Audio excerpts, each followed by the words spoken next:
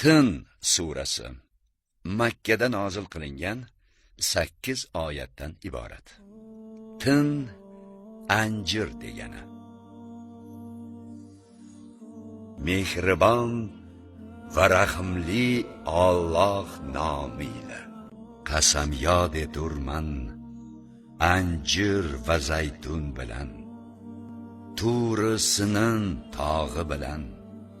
Mana shu tinch osoyishta shahar Makka bilanki, haqiqatan biz insonni xushbichim va xush surat shaklda yaratdik.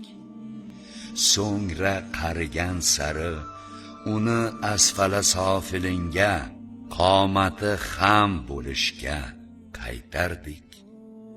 Illo iymon keltirgan va yaxshi amallarni qilganlarga bitmas tuganmas ajr mukofot bordir. Bas ey inson, shunday bo'lgach jazo kunini inkor etishga seni nima majbur etmoqda? Axir Alloh o'sha kunda hukm chiqaruvchilarning adolatlisi emasmi?